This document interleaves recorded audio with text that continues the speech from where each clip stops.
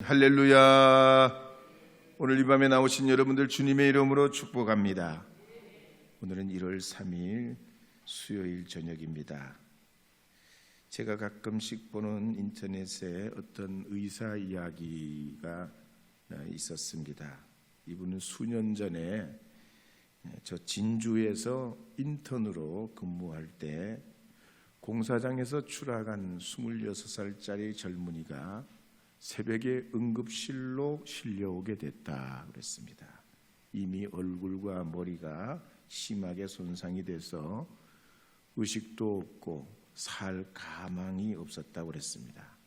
근데 심전도 기계를 보니까 심장 박동이 정상으로 뛰고 있다가 웨이브로 바뀌더라는 겁니다. 심장 박동이 이렇게 뛰다가 이렇게 웨이브로 바뀌었다는 얘기입니다. 이러면 인종이 가까워오는 건데 가족들에게는 작별을 준비하라 그러고 간호사에게는 영안실로 운명을 하게 되면 모시라 그랬습니다. 근데 환자들을 보다가 1시간 후 정도 돼서 돌아왔는데 여전히 그분의 심장이 웨이브로 뛰고 있더라는 겁니다. 이렇게 웨이브로 뛰다가 쭉 이렇게 가면 완전히 숨을 거둔 상태잖아요. 웨이브로 가늘게 계속 이렇게 뛰고 있더랍니다. 그리고 그날은 무지 바빠가지고 이리저리 환자들을 돌보다가 그 일을 까맣게 잊고 그 다음 날 중환자실에 가보니까 그 환자가 어제하고 똑같은 심장 박동으로 유지하고 있더라는 겁니다. 보통 이 정도 되면 벌써 운명하고도 남는데 이틀이나 지나도 심장이 계속 웨이브로 뛰고 있더라는 겁니다. 너무 이상해가지고 그런 생각하고 있는데 갑자기 어떤 젊은 여성이 멀리서 연락받고 중환자실로 막 뛰어오는데 넋이 나간 듯 슬퍼하면서 곧 쓰러질 것 같은 창백한 얼굴로 눈물을 흘리더라는 겁니다. 근데 그 순간 심장이 딱 멎더라는 거예요. 이 여자분이 도대체 누구길래 여태까지 그 영혼이 떠나지 않고 힘들게 기다렸을까 그랬는데 알고 보니까 그 여자분이 남자의 부인이고 임신한 지 3개월 된 부인이라는 겁니다. 그래서 자기는 영혼이 있다는 걸 믿게 됐다 그랬습니다. 그렇습니다.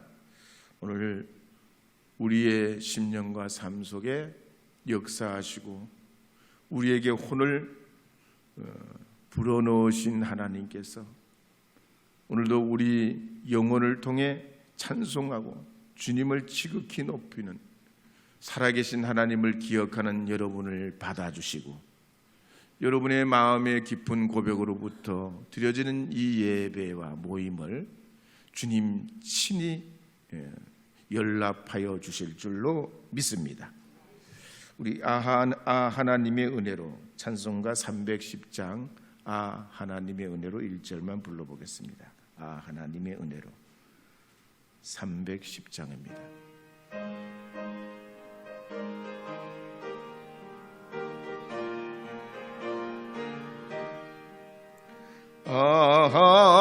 하나님의 은혜로 있을 데 없는 자 왜 구속하여 주는지 난 알 수 없도다. 내가 믿고 또 의징함은 내 모든 영 변하시는 주님 늘 보호해 주실 것을 나는 확실히 아네.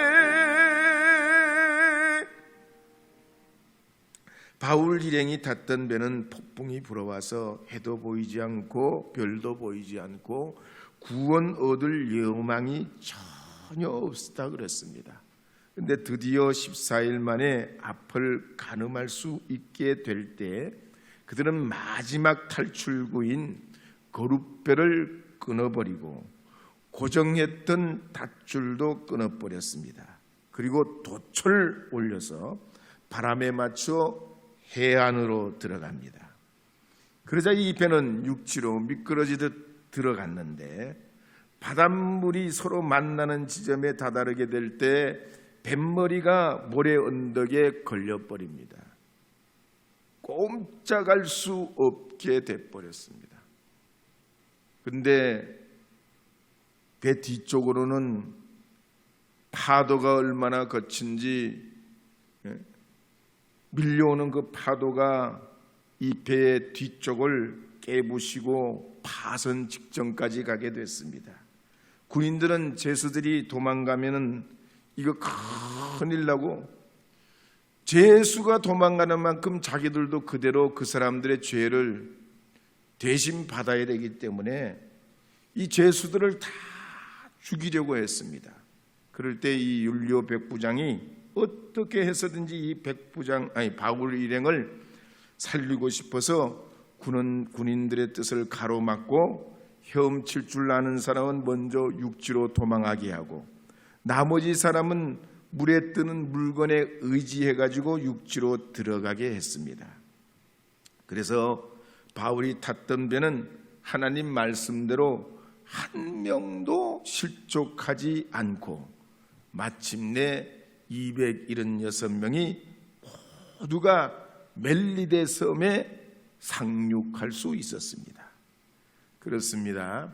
변화와 위기는 동시에 옵니다. 한번 따라해서 변화와 위기는 동시에 온다. 변화를 추구하지 않으면 위기가 없어요. 근데 뭔가 변화해 보려고 그러면 위기가 옵니다. 그냥 가만히 있으면 아무런 위기가 없어요. 가만히 있으면 돼요. 근데 뭔가 해볼라 치면 그때부터 변화와 위기는 동시에 오게 됩니다. 그러나 이 바울 일행은 그 변화, 그 위기 가운데 어떻게 합니까? 하나님 말씀을 믿고 기회를 기다리는 사람이 아니라 기회를 만드는 사람으로 삽니다. 그럴 때 활로가 열리지요. 우리가 그래서 기도할 때 기도만 하면 안 됩니다. 기도만 하면 안 돼요. 기도하면서 주신 확신과 믿음 가지고 살아내야 됩니다. 그럴 때 하나님이 역사하시고 길을 열어주시고 축복해 주시는 줄 믿으시기 바랍니다.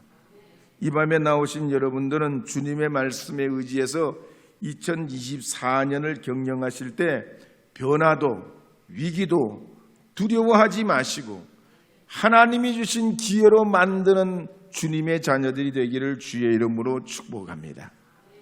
예수님이 좋은 걸 어떡합니까? 복음성가 불러보겠습니다.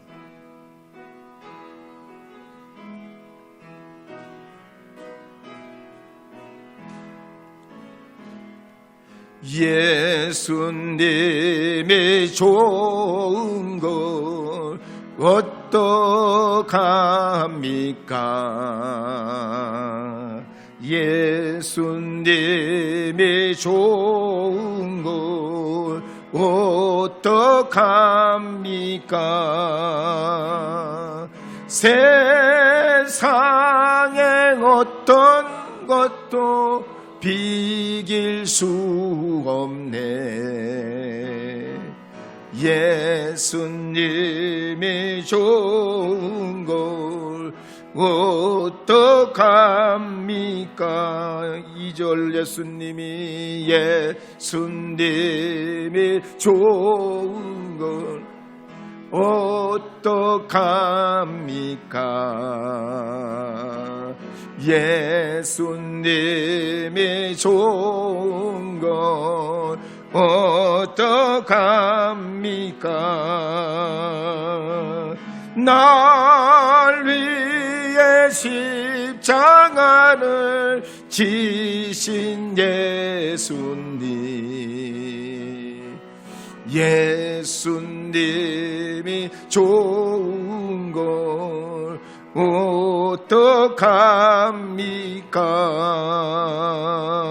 어떡합니까? 사도행전 28장 1절 2절 말씀 읽어보도록 하겠습니다. 1절 2절입니다. 우리가 구조된 후에 안즉 그 섬은 멜리데라 하더라. 비가 오고 날이 참에 원주민들이 우리에게 특별한 동정을 하여 불을 피워 우리를 다 영접하더라.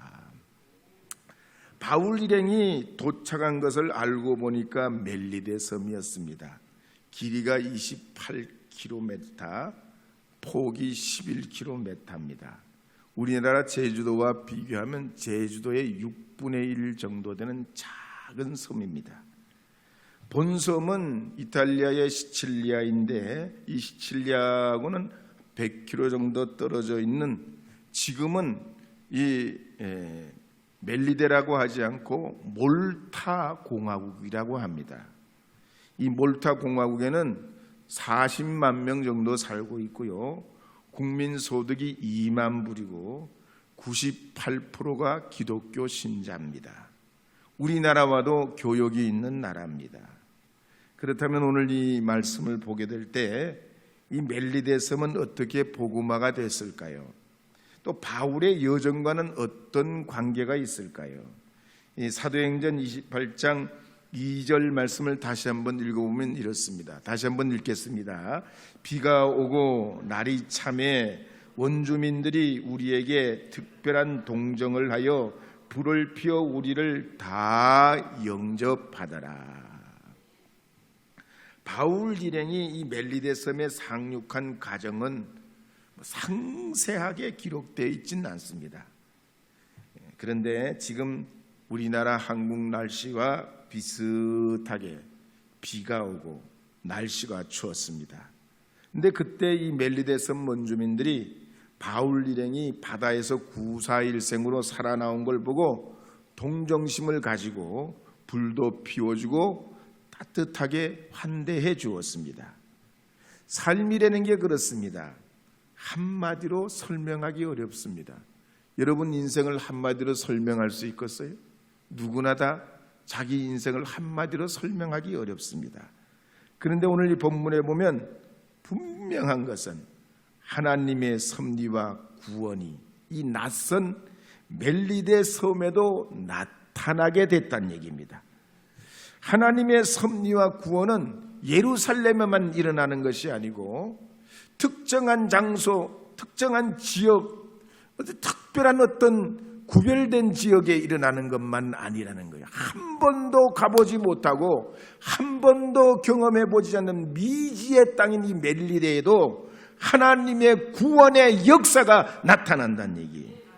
그래서 주님은 어디든지 누구든지 구원의 역사를 나타내시는 줄 믿으시기 바랍니다.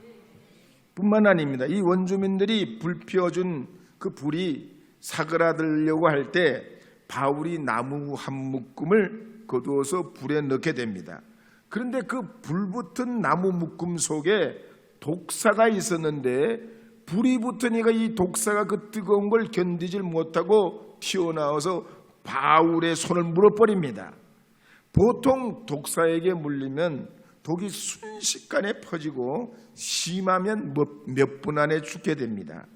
그런데 하나님의 이 구원 섭리는 위험에 처한 이 바울에게 다시 한 번 더 나타납니다.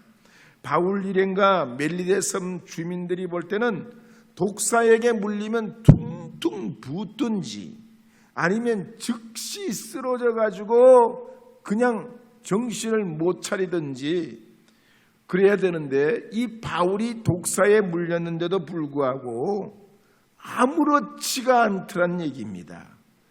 사명의 길 걸어가는 사람, 하나님과 함께하는 사람 바로 이와 같음을 그들이 보게 됐습니다. 그래서 28장 4절, 5절, 6절에 보면 이렇게 기록합니다. 4절, 5절, 6절 읽어보겠습니다. 원주민들이 이 짐승이 그 손에 매달려 있음을 보고 서로 말하되 진실로 이 사람은 살인한 자로다. 바다에서는 구조를 받았으나 공의가 그를 살지 못하게 함이로다 하더니 바울이 그 짐승을 불에 떨어 버리매 조금도 상함이 없더라. 그들은 그가 붙든지 혹은 갑자기 쓰러져 죽을 줄로 기다렸다가 오래 기다려도 그에게 아무 이상이 없음을 보고 돌이켜 생각하여 말하되 그를 신이라 하더라. 멜리데섬 98% 복음화가 그냥 이루어진 게 아니에요. 특별한 하나님의 은혜예요. 예수님 이후에 유럽 사회가 참 복음화가 많이 됐습니다. 근데 어떤 나라들은, 어떤 지역들은 복음화 되자마자 이슬람 세력이 들어와가지고 한 500년 전, 600년 전 들어와서 이슬람화가 돼버린 지역도 많아요.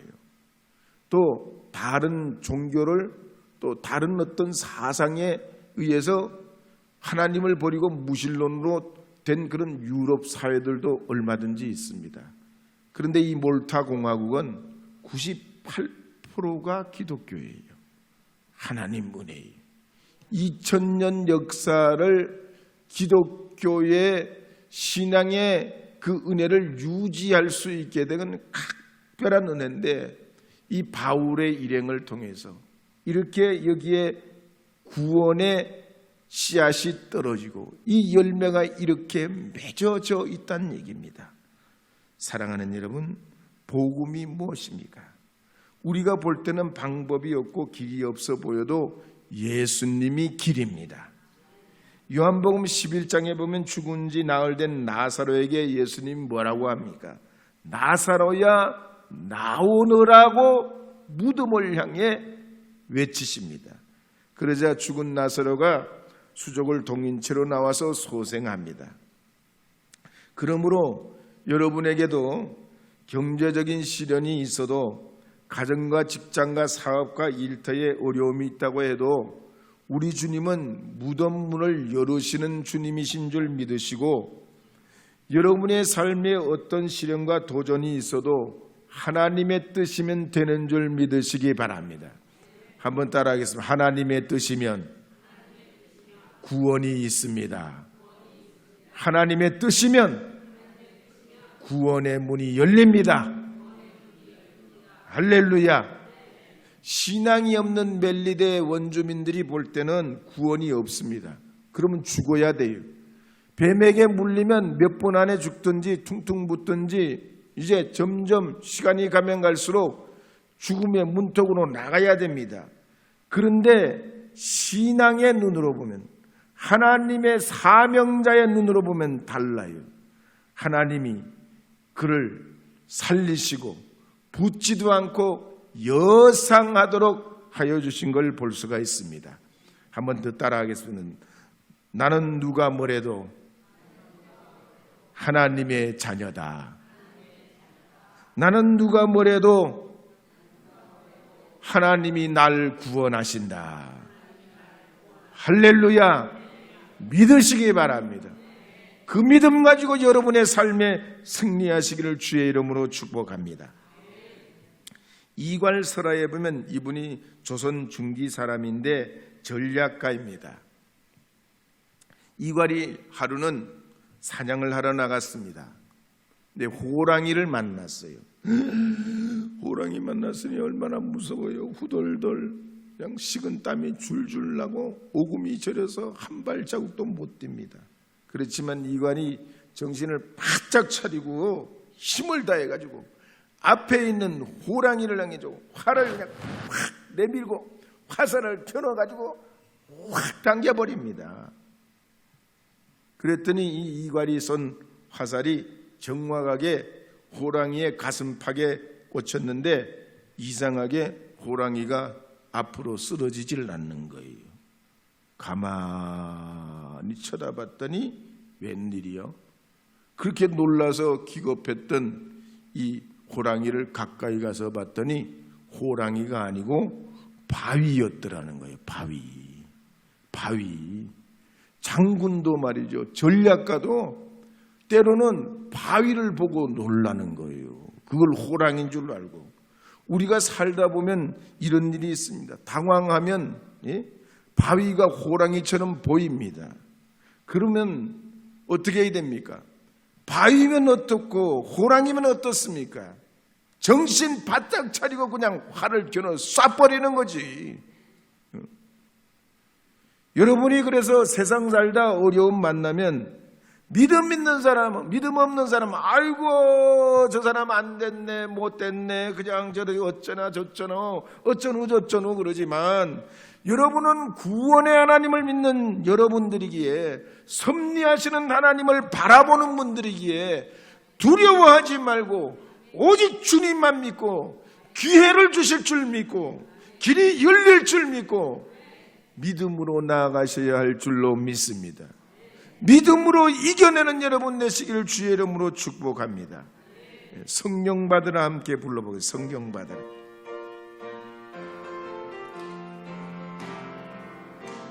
성령 받으라. 성령 받으라. 성령 받으라. 예수 내게 말씀하소서. 성령 받으라. 성령 받으라. 예수 내게 말씀하소서. 할렐루야. 성령 받았네. 나는 성령 받았네. 할렐루야. 성령 받았네. 나는 성령 받았네. 할렐루야. 할렐루야. 성령 받았네. 나는 성령 받았네.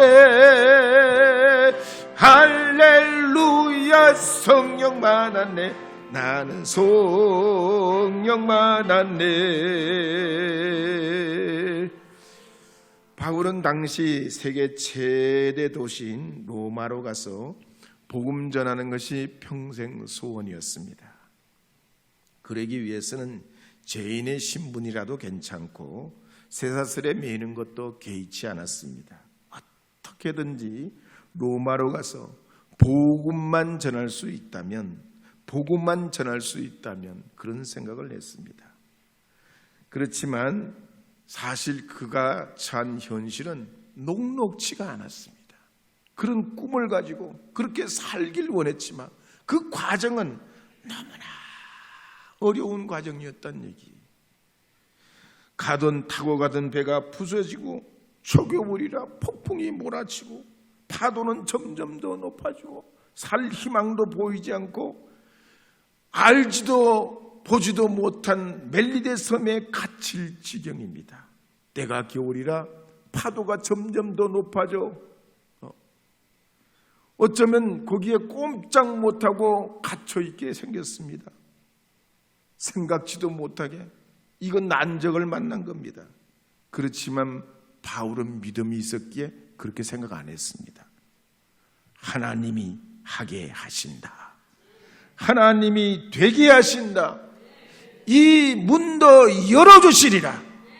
이 길도 열어주시라. 반드시 로마로 나아가리라. 그래서 믿음이 중요합니다. 믿음이 중요합니다.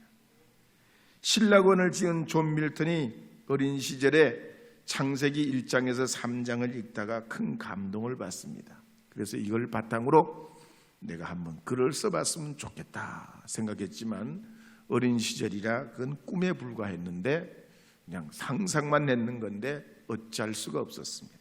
근데 어른이 됐습니다. 뜻하지 않게 정치범이 됐습니다. 감옥에 갇히게 됐습니다.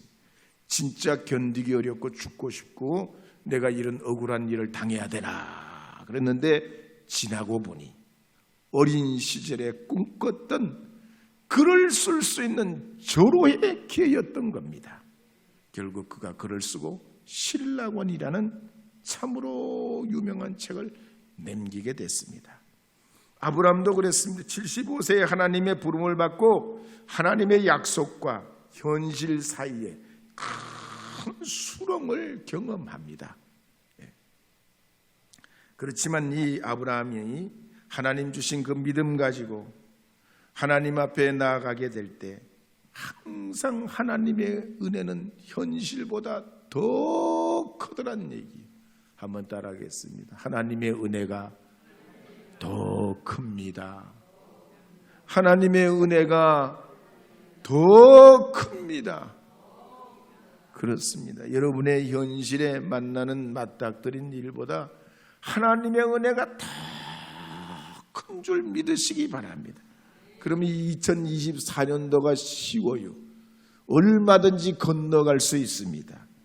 그래서 스웨덴의 종교가요 교육자였던 칼 힐티도 말하기를 인간은 자기 생에 다하는 날까지 자기의 역사적 사명, 하나님께서 이 땅에 쓰시려는 목적을 자각해야 된다 그랬습니다. 하나님의 은혜가 더 크기에 나를 부르신 그 사명을 이루게 하심을 믿어야 된다는 얘기입니다. 오늘 이 밤에 나오신 여러분, 이제 2024년도 시작점에 서 있습니다. 여러분은 어떻게 걸어가실 생각을 하고 계십니까? 작은 심부름을 하는 사람은 소사라고 그랬죠. 큰 심부름 하는 사람은 대사라고 그랬어요. 특별한 심부름을 하는 사람은 특사라고 그랬습니다. 하나님의 심부름을 하는 사람은 천사라고 그랬어요. 그런데 여러분은 천사가 부러워하는 하나님의 자녀입니다. 소사나 대사나 특사나 천사보다도 더 귀한 하나님의 아들, 딸로 삼아주셨다는 님. 그러므로 여러분 두려워하시지 마시고 오늘 이 성경의 말씀과 같이 믿음 가지고 사명 가지고 나아가시면 하나님의 은혜가 더 큽니다. 더 놀랍습니다. 더 위대합니다. 여러분들께서 이 믿음 가지고 이 2024년 완주하셔서 하나님 앞에 큰 영광 돌리는 믿음의 자녀들 되시기를 주의 이름으로 축복합니다.